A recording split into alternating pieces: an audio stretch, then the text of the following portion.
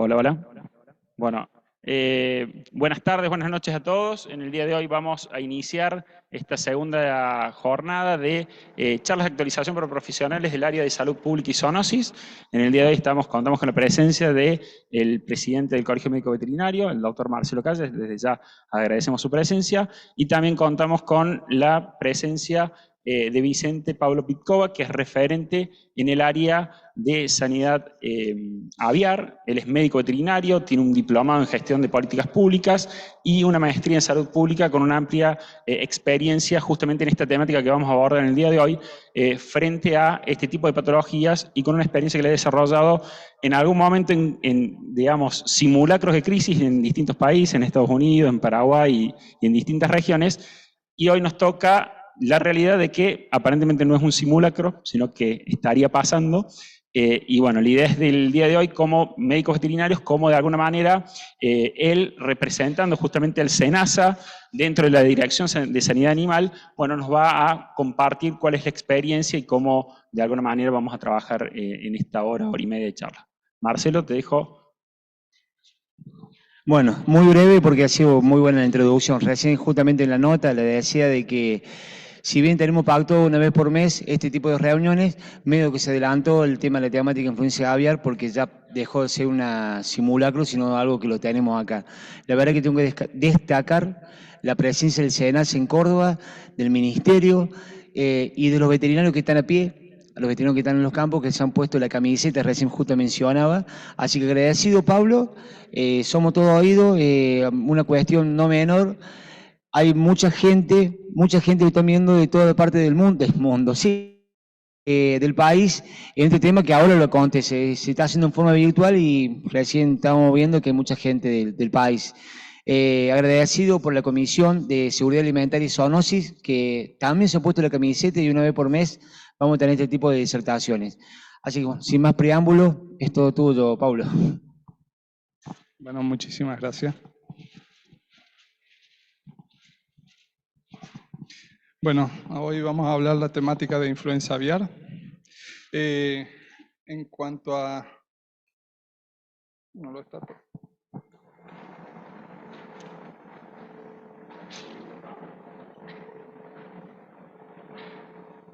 No lo está tomando.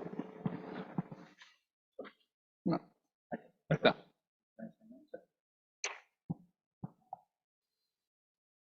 Está.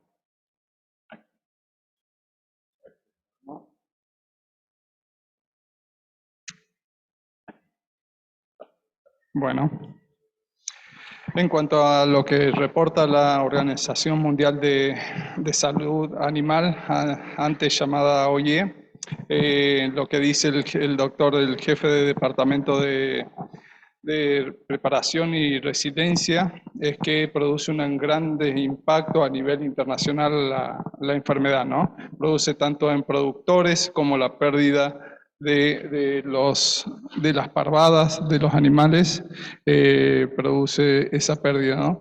Pérdida de los puestos de trabajo debido a que muchas de las empresas por ahí no pueden llegar a volver a reponerse por la pérdida de sus producciones, ¿no?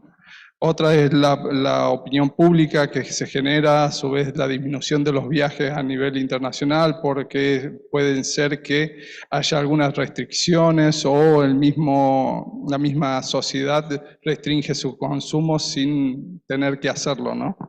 Después otro es la pérdida por la contención de los brotes, ya sea por el sacrificio que se produce a nivel de las granjas, como también lo que se produce en la atención de los brotes o todo lo que es limpieza y desinfección de ese control de ese brote, ¿no? Para poder recuperar el estatus de país libre.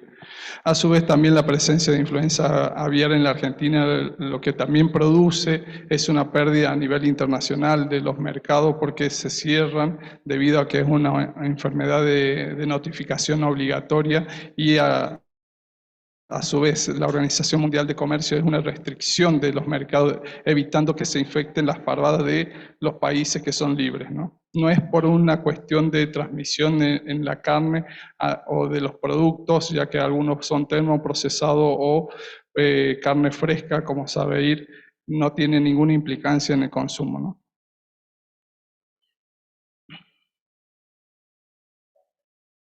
No pasa.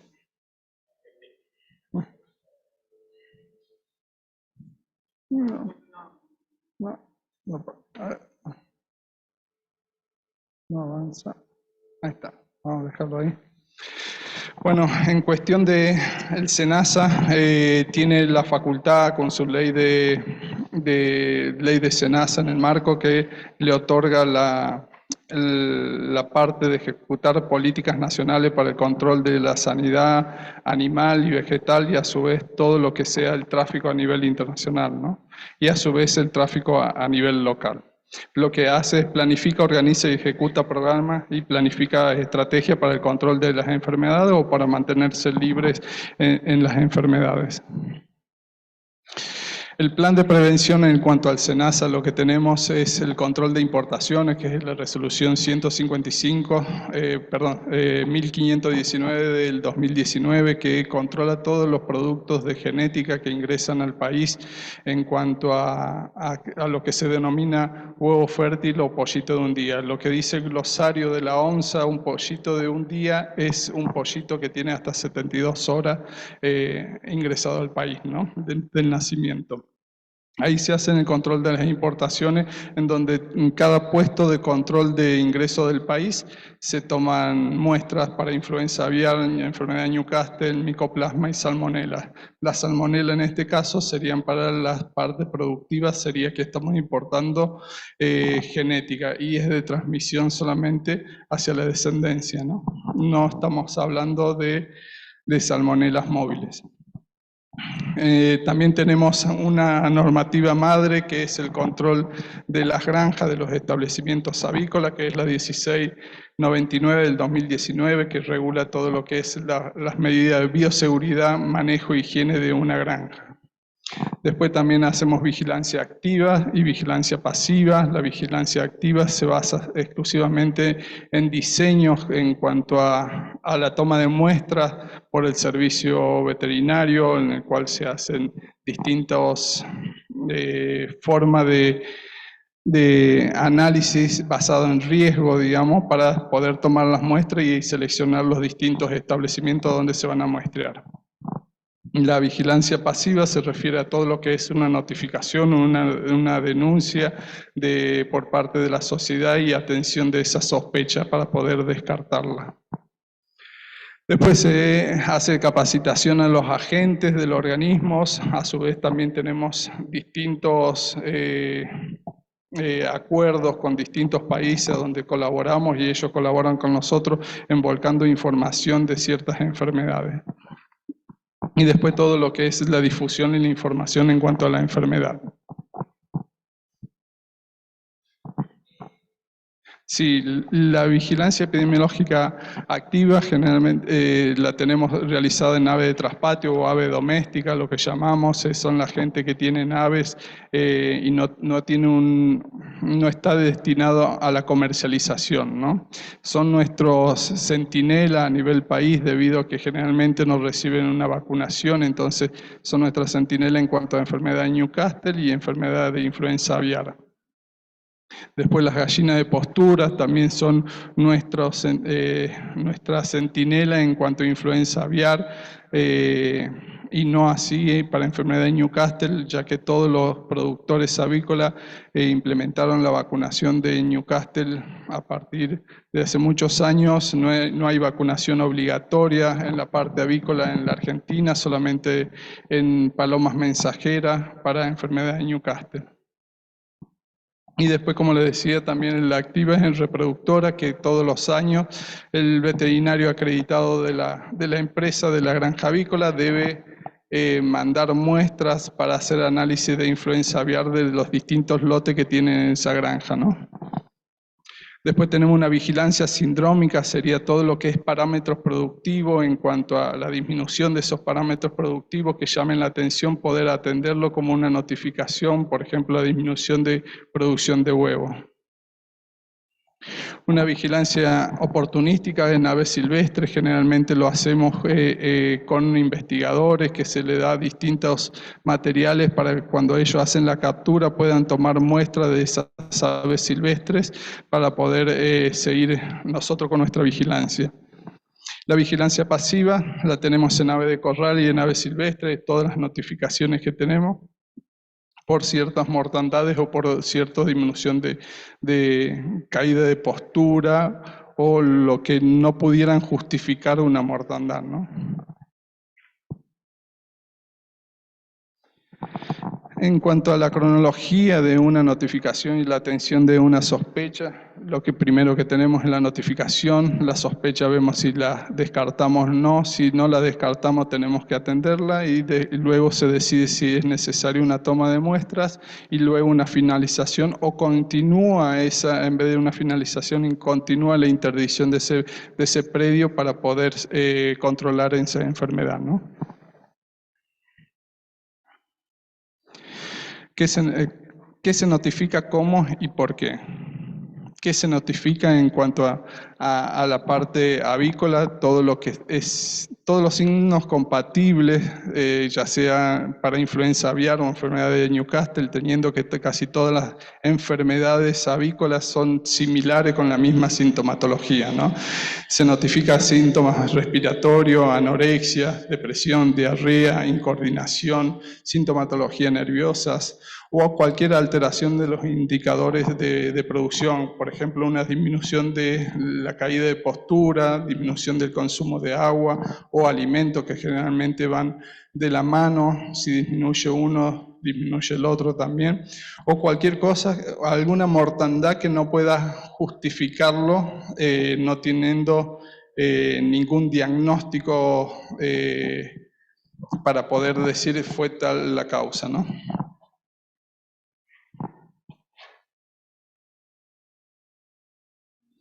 ¿Cómo se notifica? Por las distintas vías. Tenemos mediante las oficinas locales que hay en todo el país, en el cual se puede hacer de forma presencial o mediante teléfono hacia las oficinas, mediante un mail que es notificaciones@senasa.gov.ar, en el apartado de la página de Senasa, en la web, que dice avisar al Senasa, y ahora también tenemos un número telefónico para WhatsApp, donde es el 11 55 00 55, perdón, 11 57 00 57 04, ¿no? Y después también tenemos la aplicación que está en Play Store, Notificaciones Senasa.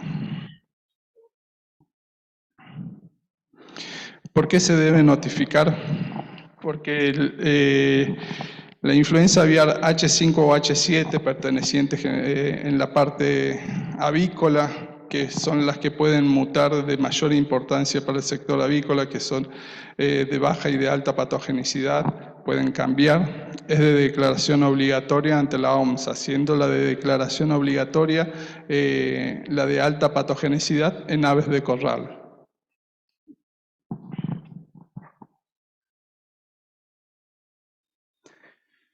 Estos son los canales, que, como les decía, de la notificación en cuanto a la oficina local y el número telefónico o en el formulario de avisar Senasa que está en la web de Senasa en la página principal.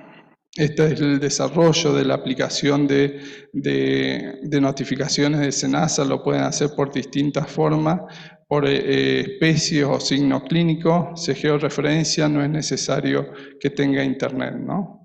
Se geoposiciona de acuerdo a la ubicación del teléfono y luego se puede enviar la información cuando se tiene Wi-Fi o datos en el teléfono. Cuando se notifica, en ese caso, esa sospecha entra en curso, lo notificamos al veterinario de la oficina local, en el cual atiende esa sospecha y se se presencia ahí en el establecimiento, ya sea ave doméstica o en aves comerciales, ¿no? De acuerdo a eso se descarta si se toma muestra o no, se toma como válido esa sospecha o el justificativo de la sospecha. En el caso se toman hisopados traqueales, como en este caso, o orofaringeos o cloacales, y a su vez se extrae sangre para enviar suero, aves muertas, y si es necesario por alguna intoxicación puede ser un muestreo ambiental, como también puede ser alimento o agua de bebida, ¿no? ¿Qué se hacen con esas muestras? Los hisopados van a hacer PCR y el suero van a una ELISA. En cuanto a la ELISA, se hace tanto para enfermedad de Newcastle como para influenza aviar, ¿no? En las dos partes se busca el GenM para ver si hay material genético en esa muestra, para poder, si no decir que se desechó esa muestra al no haber ningún material genético, tanto del ave como...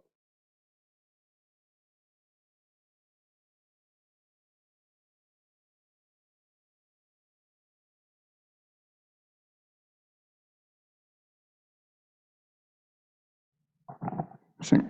Los cadáveres generalmente van a histopatología, que también se hacen hisopado para tomar muestra, y a su vez también los órganos, ¿no? Se hisopan a veces como de contacto, con un hisopo de contacto.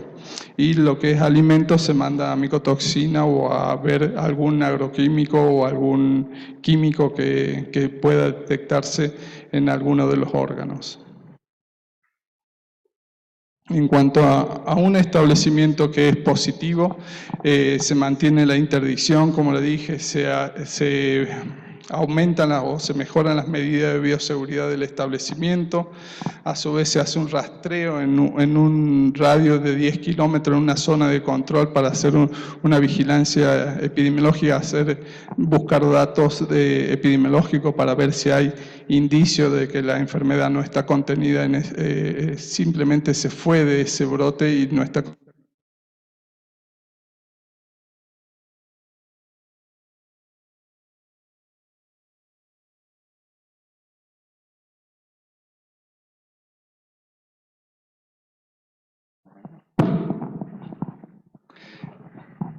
En ese caso de detectarse positivo se emplea el plan de contingencia para influenza aviar que tiene el SENASA, que es la resolución 73 del 2010, que da todos los procedimientos en cuanto a las actuaciones que debemos realizar en presencia de un caso positivo de influenza aviar, y tenemos otra normativa que es para enfermedad de Newcastle, ¿no?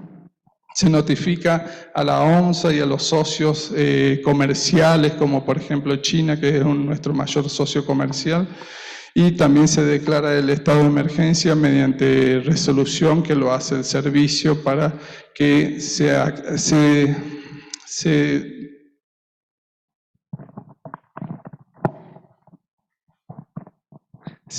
tomen medidas y acciones para el control de la enfermedad, ¿no? Y si el predio es negativo, directamente se levanta la interdicción.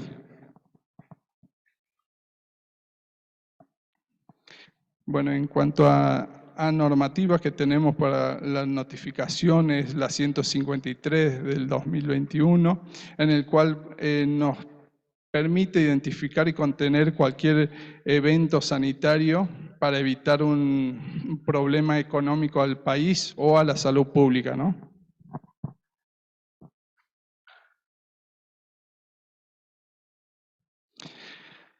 En cuanto al programa de sanidad aviar, tenemos 4 enfermedades, cuatro enfermedades bajo programas, de las cuales son de interés tanto para la producción o para la salud pública.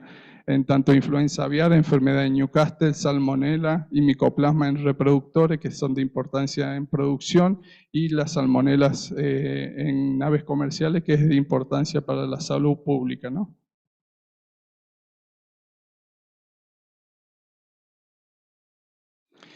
Bueno, ingresamos a lo que es influenza aviar. Ese era un pantallazo más o menos lo que tenemos en la parte de SENASA, en las actuaciones o cómo tenemos que actuar mediante una sospecha.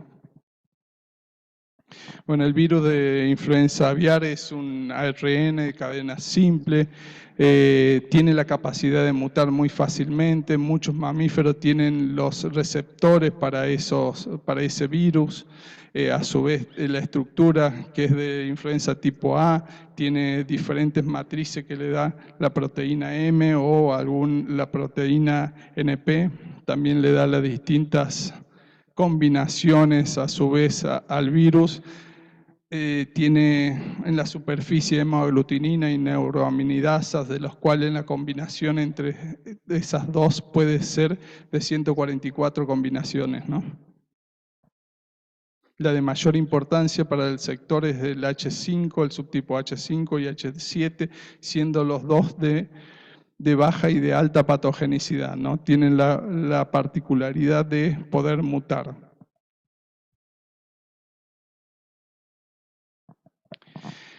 Es de la familia Orthomyridae y a su vez, como le dije anteriormente, tiene distintas proteínas que la diferencian de acuerdo a la proteína M y la proteína NP, ¿no? La de mayor importancia para el sector avícola es la influenza tipo A, ya que puede afectar a diversos tipos de animales y puede producir alguna pandemia. El tipo B solamente afecta a personas, pero puede hacer una enfermedad regional, y el tipo C solamente afecta a las personas y no es una enfermedad leve.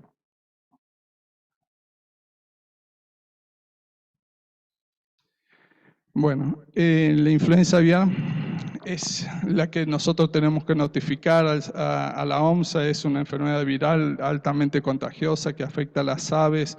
Las mayor susceptibles son las aves de corral, como por ejemplo las gallinas, los pollos, los pavos, las codornices, los faisanes, y los que son reservorios del virus son las aves acuáticas o aceriforme, en cuanto a que mantienen el virus en la vida silvestre, ¿no? Generalmente lo mantienen de la forma de baja patogenicidad y en contacto con otras especies llega a producir la enfermedad, mutándolo al de alta patogenicidad, ¿no? En cuanto a la diferenciación de las sintomatologías que podamos llegar a ver, en cuanto se produce la de baja patogenicidad, generalmente se hace una replicación en la parte digestiva y en la parte respiratoria. Las sintomatologías son leves, no hay diarrea, problemas respiratorios. En cuanto a lo de alta patogenicidad, es más sistémica con una sintomatología más grave, produciendo la mortandad. Hace poco se cambió, el año pasado se cambió el periodo de incubación de influenza aviar de alta patogenicidad. El virus antes se tomaba como un periodo de 28 días, ahora tiene un periodo de 14 días, generalmente entre 7 días de transmisión. Es más, lo que estamos viendo es que es más letal, porque antes producía la mortandad a los 3 días, ahora generalmente a los 2 días se produce la mortandad, y del 100% de las aves, ¿no? La sintomatología que vemos, como le dije, la de baja patogenicidad, son problemas respiratorios, problemas conjuntivos, diarrea, disminución de la producción de los parámetros productivos, ¿no? En cambio, en la de alta patogenicidad son signos más severos, en el cual lo que más llama la atención es la alta mortalidad. Estas son algunas de las sintomatologías que se ven en cuanto a las aves. Acá tenemos, por ejemplo, las crestas y barbillones que se ven de color cianóticos en estas dos especies. La parte en la que está abajo es la parte de intestino, que se ve hemorrágico. En el estómago muscular se ven petequias. En las yemas, que serían de los huevos, se ven muy hemorrágicos, igual que en el corazón se ve petequias o partes hemorrágicas del corazón. A su vez se ven las patas con hemorragias y la mortandad que produce en muy poco tiempo.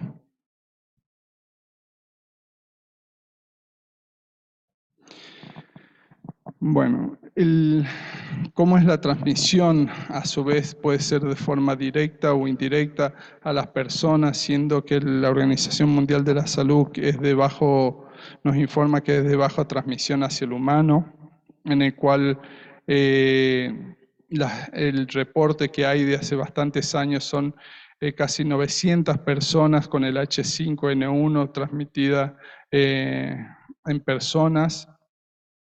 Después puede hacer un pasaje indirecto hacia las personas, que sería mediante el cerdo, un huésped intermediario, que sería la mezcla de los dos virus, el H1N1 con el H5 o con cualquier otro subtipo de los H de alta patogenicidad, que sería lo que produciría la enfermedad en el humano.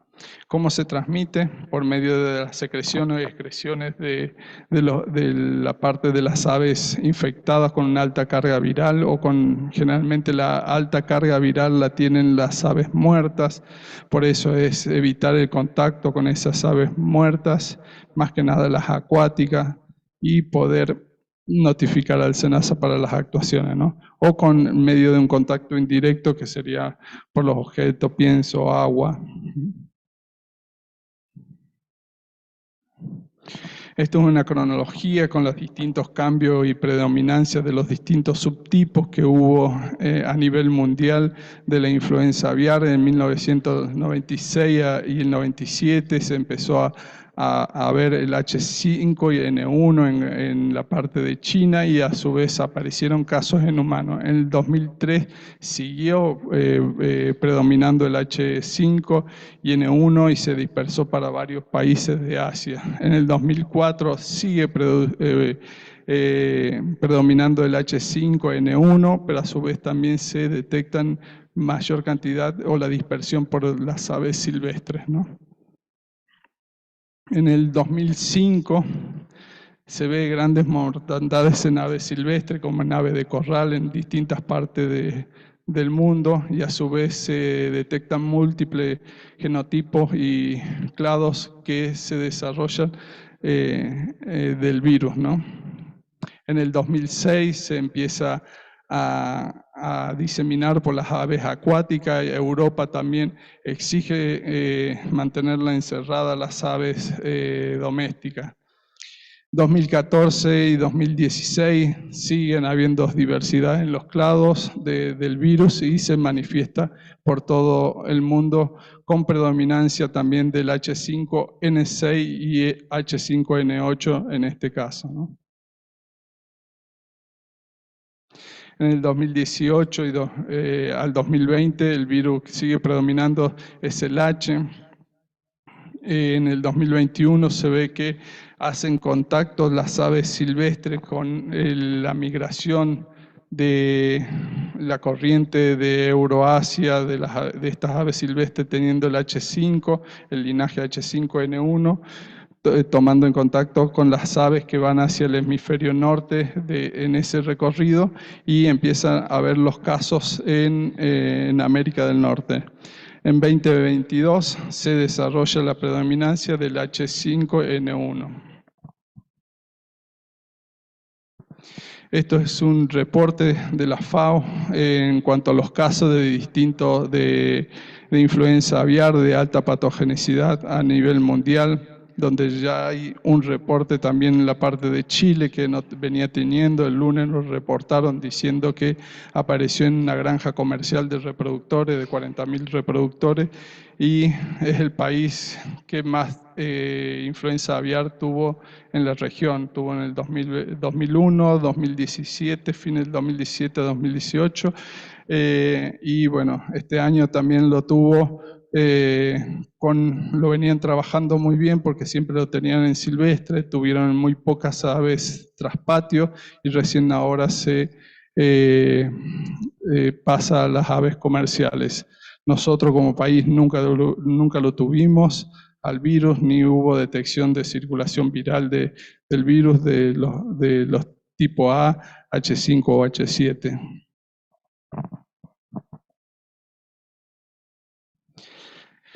Esto es la situación en Norteamérica en el año pasado. En la primera foto se ve cómo se empieza a desarrollar los distintos brotes de influenza H5N1. Esto es abril del 2022 y esto es en noviembre del 2022, donde manifiestan a su vez una transmisión hacia los mamíferos silvestres. Lo que está en rojo es todo lo que es comercial, en verde es todo lo que no es comercial, lo amarillo es todo lo que no es no comercial y lo verde es lo silvestre. Y lo que está en azul son los mamíferos salvajes.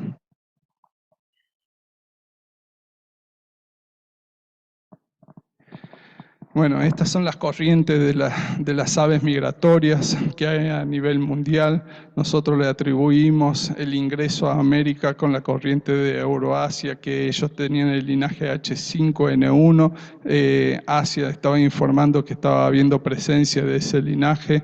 En cuanto a América, América del Norte estaba teniendo otro tipo de linaje, ¿no?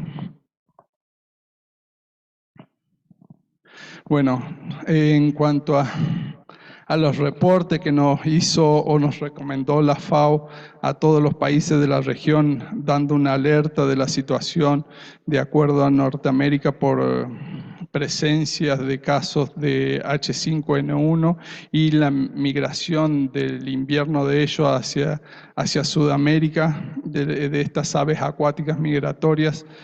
Nosotros tenemos 4 rutas, de las cuales son la del Pacífico, es la A, la de la Central, la B, la del Mississippi y la del Atlántico, ¿no?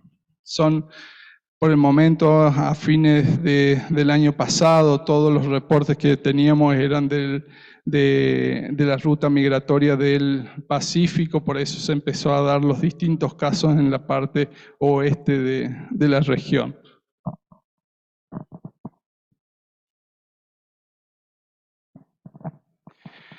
En cuanto a esto, nosotros empezamos a hacer estudios de llegada de estas aves migratorias a la región y evaluando dónde estaban los sitios Ramsar, que son los humedales de importancia a nivel internacional. Nosotros tenemos en la República Argentina varios, de los cuales 8 son de predominancia para nosotros, donde hacemos vigilancia, y a su vez las distintas rutas que tienen las aves regionales o a dónde pueden llegar las aves migratorias que están en contacto con las aves silvestres, ¿no? En cuanto a la situación de Sudamérica, empezó, el primer brote se dio en Colombia, en una zona que no hay conexión terrestre, simplemente marítima, luego se dispersó, eso siendo en Colombia en ave de traspatio, después se dispersó hacia Perú en ave silvestre y en ave de traspatio, luego se diseminó hacia Ecuador, donde apareció el primer brote en aves comerciales, en una granja de producción de huevo. Luego ahí también en ese momento empieza a tenerlo Chile, al norte de Chile, en Pelícano.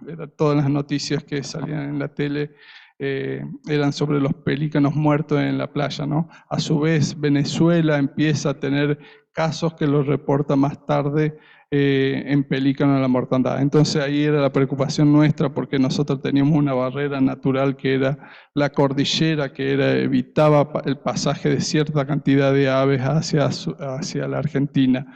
Y no importaba más Venezuela debido a que tenían más contacto con las aves regionales.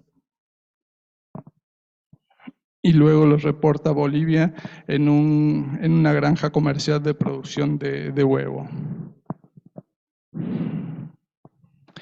Bueno, este es el sitio Ramsar que tenemos en la Argentina, las corrientes de las aves que tenemos a nivel local y la parte del sector productivo que tenemos en la Argentina en cuanto a producción de carne, huevo y genética, ¿no?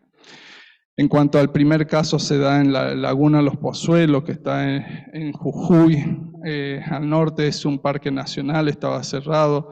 Justamente el centro regional del SENASA se había tomado en contacto con las distintas organismos, instituciones locales para sensibilizar a la gente y poder actuar lo más rápido posible si se encontrara alguna sospecha, ¿no?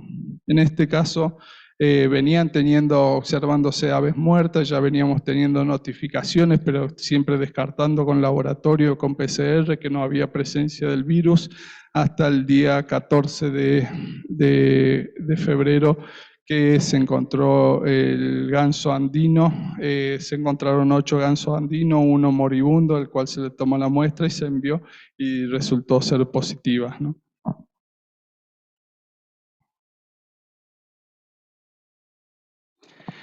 Esta es la situación a nivel país de la Argentina en cuanto a los distintos brotes que estamos teniendo. Ya se tiene que sumar, ya están los resultados del día de hoy, así que hay que sumarles 5 casos más, en el cual se suma una granja de ponedora. En total serían 55 brotes, de los cuales son 6 comerciales, 2 de reproducción, 2 de parrillero y 2 de ponedora, y lo otro comprende la mayor cantidad en traspatio y en ave silvestre, ¿no? El primer caso de influenza aviar en aves comercial se dio en la parte de Río Negro, en Maiquén, en una granja de Pollolín, teniendo aproximadamente 200.000 aves, en un galpón. Son 10 galpones el predio, y tenía a su vez en el radio de la zona de control otras 2 granjas que tenían aproximadamente 400.000 aves, y la otra estaba vacía, por suerte. Me tocó actuar en este primer brote, en el cual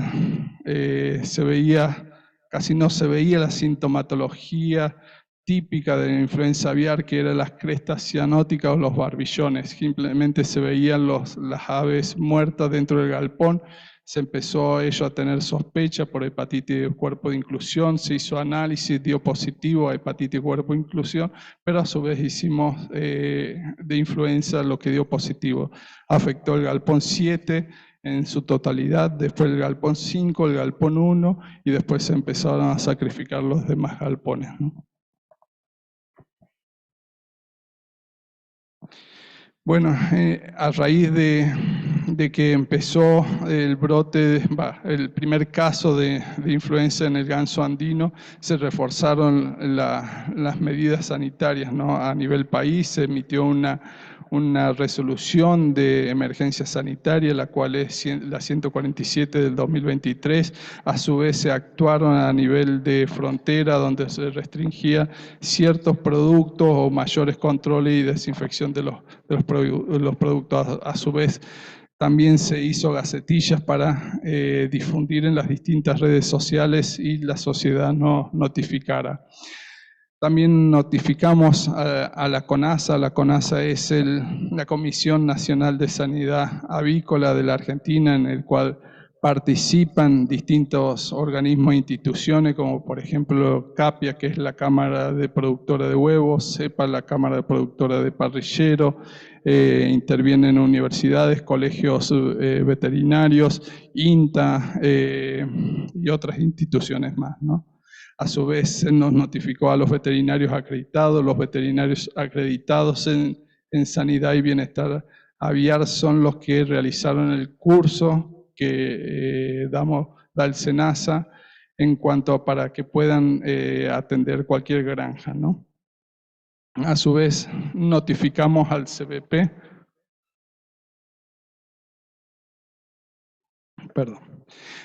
Notificamos también al CBP. El CBP es el Comité Veterinario Permanente del Cono Sur, está integrado por los países de Chile, Argentina, Uruguay, Brasil, Paraguay y Bolivia. A su vez también le informamos a la CAM, somos partícipe de los países de la Comunidad Andina, que está integrada por Bolivia, Ecuador, Perú y Colombia, ¿no? A su vez también se notificó a la OMSA, que en el mismo día se lo notificó, y a su vez a nuestro socio comercial como China, y también a Chile, ya estando notificado por el CBP.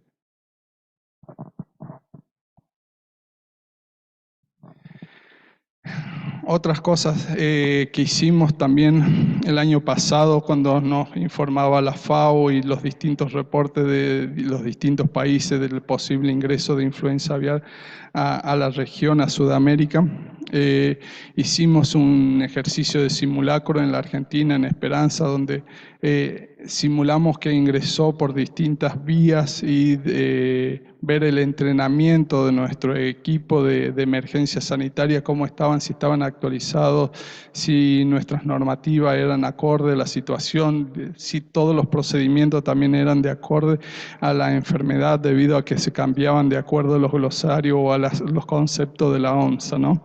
Lo que sí nos da este ejercicio para el servicio no es que salga el 100%, sino hacerlo lo más real posible, que no salga el 100% positivo, es encontrar los errores o dónde puede estar la falencia de cada equipo de ese grupo de emergencia, ¿no? Lo que también encontramos distintas cosas positivas, como la dedicación y el compromiso de los distintos profesionales que integraron ese simulacro, que también participaron distintas instituciones como el sector privado de la parte avícola, que teníamos un marco normativo acorde a la situación que nos amparaba para la situación, que se actuó de forma muy profesional con las distintas personas y con la sociedad. Y a su vez la informática, el sistema informático que tenemos, la base de datos es muy buena, contamos con mucha información en esa base de datos en nuestros sistemas, ¿no? Lo cual nos agiliza en cuanto a las actuaciones que tengamos que hacer. A su vez se invitaron distintos observadores de otros países, como lo del CBP. En cuanto a las acciones, cuando apareció el primer brote, en los Pozuelos se hizo una interdicción por 28 días, siendo en una ave silvestre. El Parque Nacional estaba cerrado, pero a su vez se solicitó a Parques Nacionales que no se permita el ingreso. Se puso también un puesto de control para desinfección de toda la gente que entraba al rastrillaje de la laguna, para ver si había más aves muertas. Se avisó también al Ministerio de Salud de la provincia para que actuaran si era necesario, si había alguna persona que tuviera, o sea, tenedor de aves y tuviera alguna sintomatología, se puso en conocimiento. A su vez, yo trabajé con el sector de APS de la provincia de Salta, instruyéndolo en el censado de la parte para epidemiología, ¿no? A su vez se hizo un rastrillaje en todo alrededor de la laguna. Hay parajes donde hay viviendas, lo cual es difícil llegar, siendo que es una zona que no hay nada de producción avícola, es en altura, es una laguna endorreica, lo que se llama, que ingresan aves y no tratan de salir, aunque hay aves que salen, pero muchos llegan ahí para quedarse, ¿no? A su vez se realizaba el sacrificio sanitario de las aves expuestas o que hubiera un nexo epidemiológico con ese brote. A su vez también había restricciones de movimientos, la limpieza y desinfección del predio, resguardar las medidas de bioseguridad, ingreso y egreso a los distintos predios. Y bueno, después también si hubo algún movimiento dentro de los 28 días, dentro de 2 periodos de incubación de la enfermedad. Esto era en la zona de foco cuando había un hallazgo positivo. En la zona de control se hace un rastrillaje para ver si hay aves con sintomatología y si están registradas. Si no están registradas, se registran, se georreferencia. A su vez, en los lugares que tienen aves se ve si hay sintomatología, y en las granjas comerciales también se hacen distintas investigaciones para ver si hay sintomatología. Se identifican si hay espejos de agua o lagunas, y no se permite el ingreso y egreso de aves en esa zona, ¿no? En cuanto a eso es las actuaciones cuando aparece un brote. Después tenemos el seguimiento que tenemos que hacer para volver a lograr el estatus de libre, de dejarlo como limpio a cerrar ese brote, ¿no? En el predio que se hallaron las aves positivas se encuentra el día 0 a partir del día si se hubo sacrificio, limpieza y desinfección, si es que no hubo sacrificio y produjo la muerte de todas las aves la enfermedad, se toma el día 0, el día de la limpieza y desinfección. Al día 7 se hace una inspección también del predio y se realiza una limpieza y desinfección del predio. Al día 14 se ponen aves centinela para después ser muestreadas y ver si hay circulación viral en ese predio y si llegara a haber circulación o anticuerpo de influenza aviar, se vuelve al día 0 de vuelta. Si no hay no hay detección por PCR, todas las muestras fueran negativas, se levanta la interdicción. Y en la zona de control sanitario, que es un área de 10 kilómetros, se hace también el rastrillaje, el cual se hace el día 0, es el día que se finalizó anteriormente el rastrillaje y se hace inspecciones de distintos predios en el día 14, día 7, día 14 y día 28, ¿no? En los lugares que hay espejos de agua, lagunas. Y en los lugares que hay ave de traspatio se selecciona de acuerdo a ciertos criterios que tienen que estar cerca de un espejo de agua, alta densidad avícola, diferentes especies o con sintomatología. Se hace un muestreo al día 14, el día 28, más una inspección clínica para poder hacer la vigilancia, ¿no? Y en cuanto a lo que nosotros le llamamos aves de corral, que son las aves comerciales, si hay aves en una granja comercial, a partir del día 7 de ingresado, esas aves se empieza a hacer semanalmente muestreo para PCR, ¿no? Con hisopados, ya sea traqueales o orofaringeos o cloacales. A su vez se evita el egreso de huevo, cama o guano, ¿no? Solamente se permite esos movimientos con cierta documentación que ampare esa carga, ¿no? Y a su vez, si llegaran a estar granjas que están próximas a salir esas aves, se hace 2 muestreos que tienen que tener como mínimo 3 días digamos, 2 muestreos como mínimo de 3 a 7 días como máximo. Mínimo 3 días, 7 días como máximo para salir a faena. Y no se permite el ingreso de pollitos bebé a esas granjas hasta lograr que esté la zona libre, ¿no? En cuanto a las medidas de bioseguridad de las granjas avícolas, acá le voy a nombrar nuestra resolución, algunos ítems que hay que tener en cuenta para las medidas de bioseguridad. En cuanto a la normativa, está basada netamente en bioseguridad. Tengamos en cuenta que hay dos, lo clasificamos así, la bioseguridad, tanto una de infraestructura y otra operacional. Todo lo que es de infraestructura sería una malla antipájaro, los desinfectantes, el equipo de desinfectante para vehículos, el lavamanos, el pediluvio o el rodaluvio. Esas son las distintas bioseguridad estructurales, ¿no? Y las operacionales son todos los procedimientos que realizamos en cuanto a esa bioseguridad en el empleo, cómo realizamos el control de plaga, control de insectos, cómo realizamos una limpieza o desinfección de un galpón. Para la habilitación de una granja, lo que es necesario es contar con un RESPA, un certificado de habilitación, ya sea por una institución u organismo competente local. A su vez cumplir las distancias están puestas de acuerdo a los distintos sistemas productivos. Si es de un parrillero o ponedora tiene que haber 1 kilómetro, si hay una planta de incubación también 1 kilómetro, si hay reproductores padres tiene que haber 5 kilómetros y si son reproductores abuelos tiene que haber 10 kilómetros de distancia. A su vez debe cumplir con los requisitos de la normativa que son de bioseguridad y contar con un veterinario acreditado el establecimiento.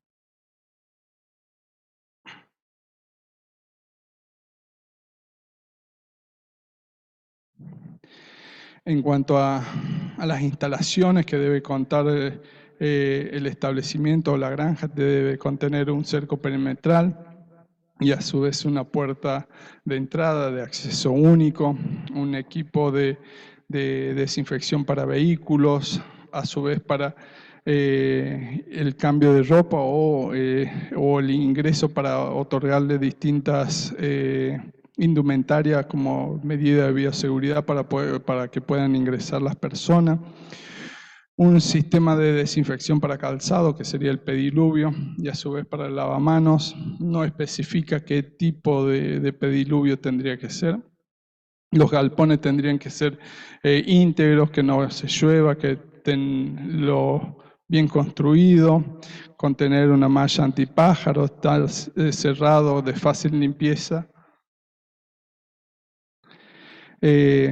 A su vez, el mantenimiento del predio, no tiene que haber encharcamiento, estar desmalezado, tener un recinto para productos veterinarios, el cual debe estar bajo control del veterinario acreditado. Un depósito de huevos si son galpones digamos, granjas de producción de huevo, el cual tiene que estar separado el depósito, no puede estar dentro del mismo galpón. Las granjas reproductoras a su vez deben contar con un recinto para para las duchas, un equipo de sacrificio sanitario. Deben contar todas las granjas, ya sea un método, nosotros avalamos los distintos métodos de sacrificio que otorga la OMSA, como por ejemplo el dióxido de carbono, la espuma, la dislocación, es de acuerdo al sistema productivo y al tamaño del ave, es el método de sacrificio, ¿no? Y a su vez el sistema de sacrificio puede ser de diferente forma. Tener un lugar físico para enterramiento de las aves o una disposición final de esas aves. Si hubiera un evento sanitario tiene que ser dentro del predio. Si fuera más del 1% puede salir del predio esas aves muertas, siempre con un certificado avalado por el veterinario acreditado que como declaración jurada es que por 30 días anteriores no tuvo ninguna enfermedad infectocontagiosa, ¿no? Y en cuanto a las plantas de incubación, también está una parte dedicada a esa, nuestra resolución con los distintos sectores que debe contar. Una zona de vestuario, que es la zona sucia, una zona de duchas y sanitarios sería la zona limpia. A su vez, una sala de recepción y almacenaje de huevos, que es una zona limpia, la sala de incubación, la sala de nacedoras, si fuera necesario, una de selección o sexado y vacunación, y a su vez otro sistema que es el sistema Hatchbrook, que es un sistema donde nacen los pollitos y quedan durante aproximadamente 3 o 4 días dando un lote más parejo, ¿no? Y después tienen que tener instalaciones para la desinfección de los vehículos y todo lo que sea lo que transporta al pollito bebé. En cuanto a influenza aviar, cuáles son las medidas que recomienda la OMSA y nosotros lo tomamos también, es en cuanto a evitar el contacto de las aves de corral con las aves silvestres, es fundamental debido a que no hay una transmisión aerógena, sino más que viene una transmisión orofecal. Chile nos informó eso en una granja de traspatio donde ellos detectaron su primer traspatio, donde había aves sueltas y a 5 metros había otras aves encerradas que eran parientes, y en las aves encerradas cuando se muestrearon no se detectaron ninguna de las aves positivas, todas las otras fueron, las que estaban sueltas eran positivas, ¿no? Después mantener un control estricto de los movimientos en cuanto a lo que es todas las mercancías de productos avícolas, declarar todos los casos sospechosos. A nosotros nos es importante eso para poder actuar lo más rápido posible, descartar la enfermedad y, de no ser así, poder contenerla y controlarla, la enfermedad. Y el último punto que dice vacunar a los animales es un tema que está en discusión. con los distintos organismos o países, algunos lo quieren emplear, otros no. México lo emplea hace bastante, ellos descubrieron influenza aviar y tienen la semilla para generar la vacuna, ellos hacen un control de las vacunas elaboradas y si de acuerdo a ciertas condiciones le otorga a los productores para que puedan vacunar. Pero también tiene la desventaja la vacuna que no cura la enfermedad, no la previene, sino simplemente lo que hace es disminuir la sintomatología de las aves y a su vez disminuye la excreción del virus de las aves enfermas, ¿no?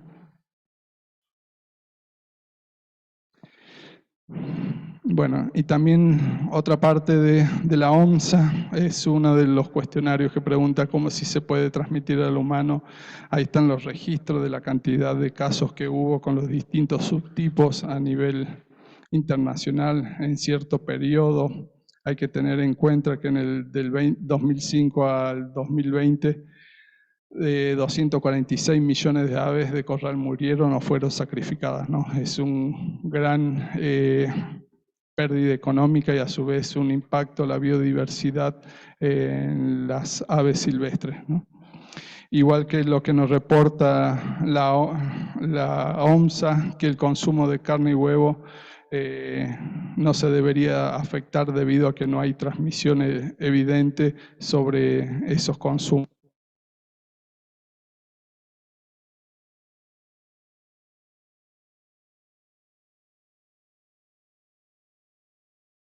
Hola.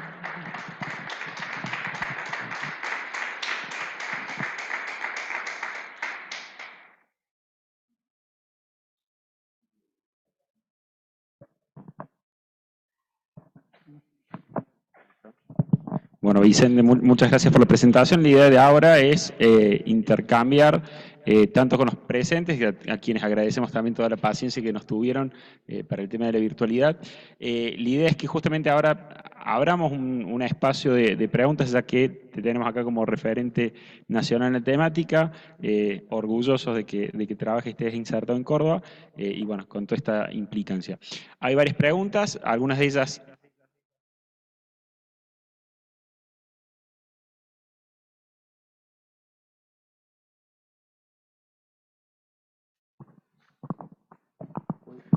Hola, hola. Sí, ahí anda. La idea es que nosotros vamos a pasar a leer algunas de las preguntas del chat. No sé si de los presentes podemos arrancar por acá y yo después voy facilitando el micrófono para que la hagan y devolviéndotelo por allí. Allá tenemos una. No, si me escuchan. Hola. La pregunta mía es, viste, en caso de recibir animales para faena, vos decías que tienen que tener previamente 2 días antes la granja un hisopado, un muestreo. Exactamente. Es sí. así. O sea, en realidad, si yo soy veterinario de un frigorífico, debería estar seguro de que esos animales han sido muestreados o no.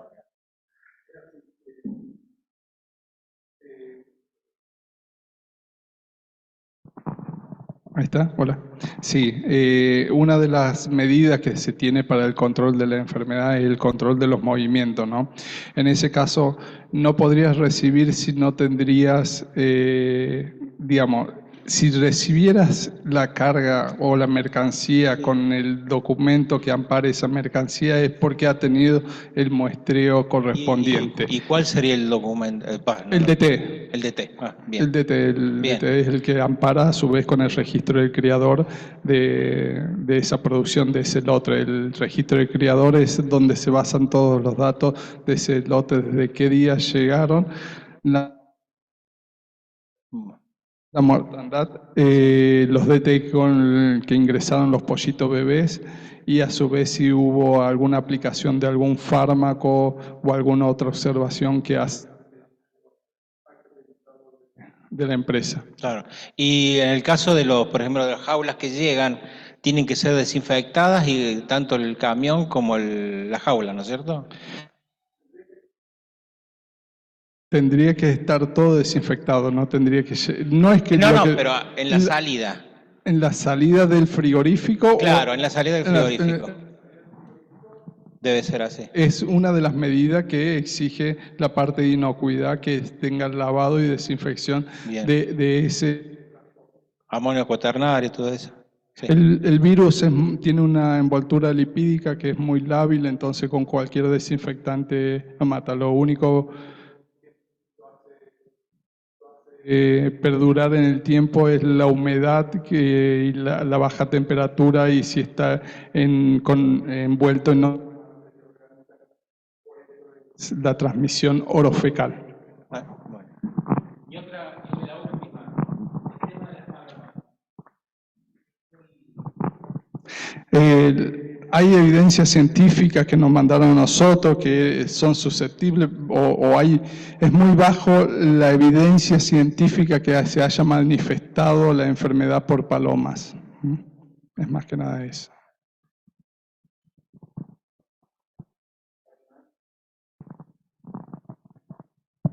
Hola, hola.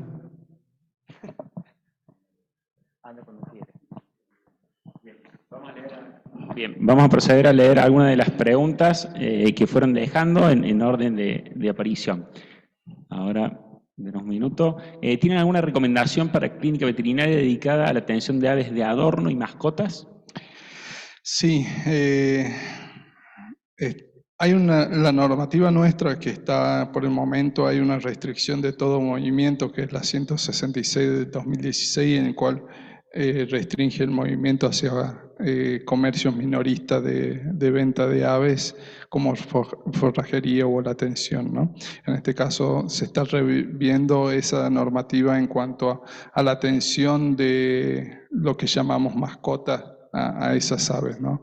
Las recomendaciones, si es un citáceo, sería más que nada por la citacosis, y si fuera otra de las otras aves, sería más que nada tener los recaudos, o que de ver el ave, el dueño o el que es tenedor de esa ave va a saber cuándo está enferma. Entonces informarle al veterinario que la ve diferente a lo normal. Entonces tomar los recaudos en la manipulación más que nada, y en la vía erógena también, ¿no?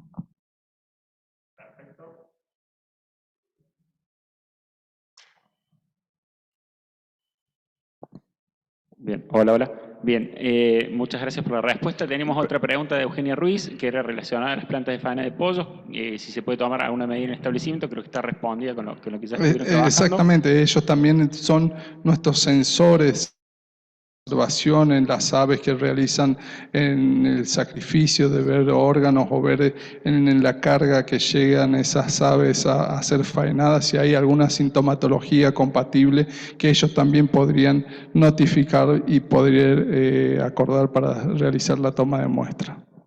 Excelente. En la misma línea, bueno, tenemos muchos participantes que también, veterinarios, que son responsables de colegios agrotécnicos o son docentes en colegios agrotécnicos, y esta pregunta de, bueno, ¿qué medidas de seguridad tienen que tener estos colegios agrotécnicos que trabajan con niños, digamos, con alumnos, y a su vez que tienen estas pequeñas granjas avícolas a escala educativa? Sí, lo que nosotros recomendamos en cuanto a todo lo que fue colegios y a los colegios agrotécnicos, creo que se le dio una charla también, es restringir el ingreso a personal ajeno a la producción, y a su vez que la mantengan encerrada, porque en muchos lados a veces hacen distintos sistemas productivos, como aves free range, o sino que están aves sueltas para ver su producción, ¿no?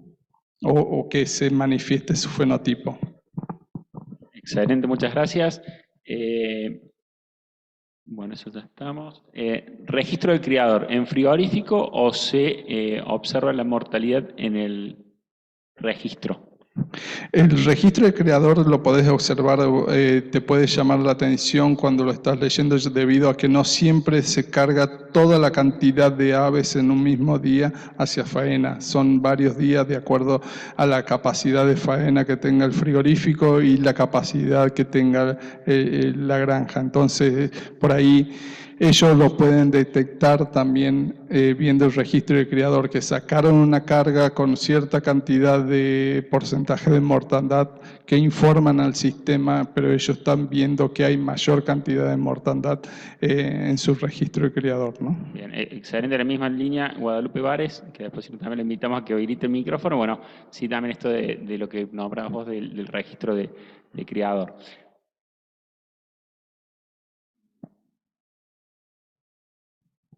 Bien. En el caso de subproductos como las harinas de pluma, huesos, ¿qué cuidados debo tener? Generalmente esos son termoprocesados, no habría ningún problema, pero lo que nosotros hacemos todo que es faena controlada o faena sanitaria se manda a destrucción o a un termoprocesado, ¿no? Siendo que las gallinas de producción de huevos reproductores en su fin de ciclo van a ser termoprocesados y no tendrían ningún inconveniente en ese producto debido a que estaría controlado el virus por el mecanismo de control que tiene, que es el calor, ¿no? Excelente. Ahí Carla de esa pregunta, más relacionada a lo que es la parte de clínica de aves no convencionales. Dice, ¿seguiremos sin poder recibir pacientes aves en la clínica? Tenemos pacientes que no tienen síntomas de la enfermedad, pero necesitan atención médica en la clínica, internación, radiografías, ecografías. Lo que sería en ese caso es lo que le decimos a todo, es evitar que la persona digamos, que su ave entre en contacto con aves silvestres y a su vez si la tiene en un recinto que también limpie y desinfecte ese lugar. Igual que los veterinarios que en su consultorio generalmente las aves cuando llegan y son atendidas defecan, limpiar debido a que hay una alta carga viral en la materia fecal debido a lo que le informaba que también está presente el virus en el tracto digestivo, ¿no? Excelente. No sé si hay otra pregunta, si no, aprovecho. Hay varias acá, perdón, todo de espaldas.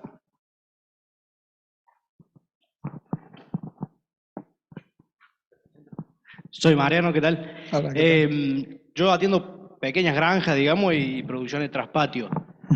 En estos últimos días hay muchos que me han preguntado porque han tenido una muerte, dos muertes en un gallinero de 30, 40 gallinas. Y como vos decías, casi todas las enfermedades en gallinas, los síntomas son muy parecidos. ¿Cuál sería el alarmante, digamos, para avisar? ¿Una muerte masiva? Mira, las notificaciones que tenemos, si mal no recuerdo, serán cerca de 300 que tenemos en este año. Lo que llama la atención a los dueños no al productor comercial, debido a que ellos llevan otro registro y conocen más de la enfermedad, ¿no? Ya venimos trabajando hace bastante años con ellos. Es la mortandad repentina que le produce. En poco tiempo vas a encontrar aves con incoordinación, muertes, y no es que encontrás una ave, sino vas a encontrar varias aves. Y estamos viendo que en los brotes que hubo, en la mayoría siempre hubo una laguna cerca por el contacto con aves silvestres. El primer caso que se da acá en Córdoba, en el paraje Las Mojarras, fue en un pato silvestre, que el pato tiene una distribución de ese tipo de pato en toda Sudamérica. Y que el encierre de las que tienen ave de traspatio es bastante la vía seguridad que se logra encerrándola o evitando que dar alimento en un lugar abierto para que desciendan esas aves silvestres y estén en contacto, ¿no? Excelente, muchas gracias. No sé si hay alguna pregunta. Dale. Estamos para eso, así que dile nomás. La duda es, ¿qué hacemos con campos que no hay lagunas, pero hay un tanque australiano y todas esas cuestiones? Se han encontrado con la sequía. Nosotros creemos que el caso que mayor cantidad que se da en Córdoba, la cantidad de brote, la provincia de Córdoba es la que más brote tiene, ¿no? No teniendo ninguna en comercial. Todas en aves domésticas o traspatio y en algunas en aves silvestres. Creemos que es por la sequía, han estado muy hacinadas las aves silvestres, muy en estrecho contacto esas aves que son locales a su vez y han llevado la enfermedad hacia las otras aves que están sueltas. No ha pasado en algún establecimiento que vos ves los gansos andan ahí y todas las gallinas se murieron, no los pavos reales se estaban muriendo, ¿no?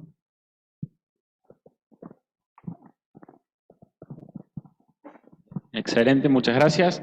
Bien, si no hay más preguntas, la idea es un poco agradecer. Vamos a subo así me ven.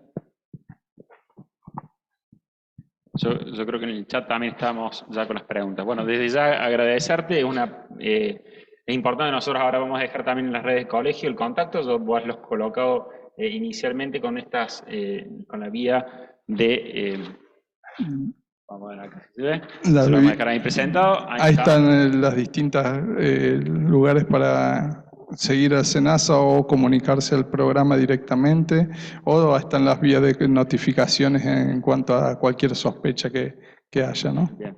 Yo una última pregunta, si ya lo liberamos. Hay un porcentaje en esto de que tienen la aplicación, tienen el correo, muchos colegas tienen tu WhatsApp, de hecho lo hemos compartido a varios que han tenido, digamos, esa inquietud, te lo hemos derivado.